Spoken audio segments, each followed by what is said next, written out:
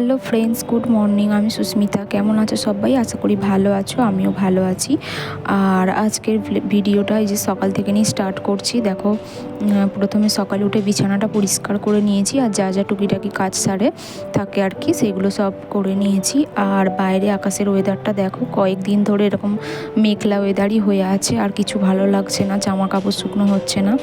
আর ভাবলাম কাজ শুরু করার আগে কিছু খাওয়া দাওয়া করে নিই, সেজন্য একটু গরম ম্যাগি বানিয়ে নিয়েছিলাম। তারপরে ম্যাগিটা খাওয়া দাওয়া করে যে দেখো, মাকড়সার জাল হয়েছিল, অল্প একটু আধটুই হয়েছিল, সেই জন্য ভালো করে, সামনে পার্বণ আছে সেই কারণে ভালো করে পরিষ্কার করে নিচ্ছি।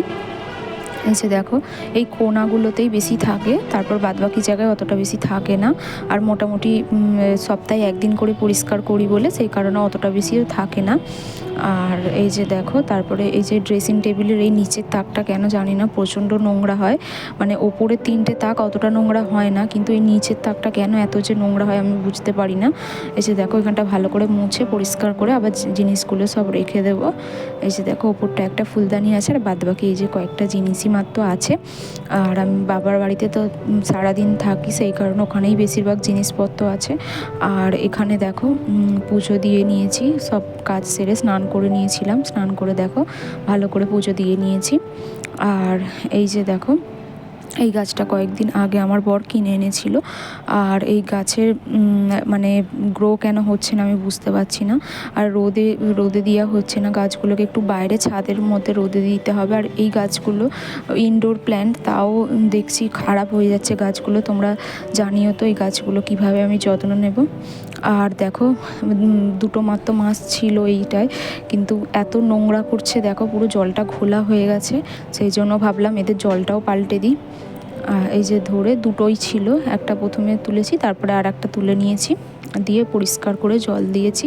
আর পাথরগুলো বন্ধুরা এত নোংরা হয়ে গিয়েছিল, পুরো কালো হয়ে গিয়েছিল। এই যে দেখো, তারপর পরিষ্কার করে জল দিয়েছি। আর এবার এদের খাবার দিয়ে দেব।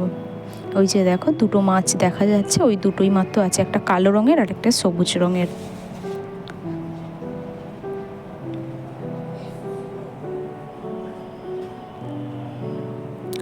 আর 2-4টে মাত্রই দানা দিই, তাও কেন জলটা এত কালো হয়ে যাচ্ছে সেটা বুঝতে পারছি না।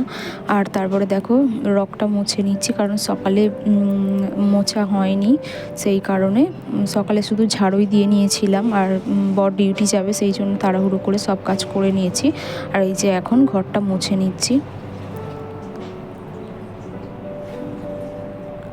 আমাকে একা হাতে বন্ধুরা সমস্ত কাজ করতে হয়, সেই কারণে ওপর ঘর সপ্তাহে একদিন করে আমি মুছি, আর নিচে ঘরটা প্রত্যেক দিন মুছি। আর বন্ধুরা, সত্যি কথা বলতে আমি একা থাকি, অতটা বেশি নোংরাও হয় না, শুধু রোড সাইডের জন্য একটু ধুলোটা বেশি হয়, সেগুলো মোছামুছি করে নিই। আর এই ডাস্টবিনটা দেখো, আমার বর নিয়ে এসেছে, অনলাইন থেকে নিয়ে অর্ডার করেছিল। আর এটা দেখো কেমন হয়েছে জানাবে। আর এই পা মোছাটা দেখো, পা মোছা ঠিক নয়, রান্নাঘরে পাতার জন্য ম্যাট টাইপের। এইটা দেখো, রাবারের মতো, অতটা স্লিপ করবে না। এইটা নিয়ে এসেছে আমার জন্য, আমার তো খুবই পছন্দ হয়েছে। তোমাদের কেমন লাগছে জানাবে। আর এই পা মোছাটা দেখো, আমার খুব পছন্দ হয়েছে, এই পা মোছাটা খুব সুন্দর লাগছে, যে সিঁড়ি দিয়ে ওঠার সামনেটা রেখে দিয়েছি। আর এই যে দেখো, এসে মায়ের কাছে চলে এসেছিলাম, এসে দেখছি মা খিচুড়ি বানিয়েছে।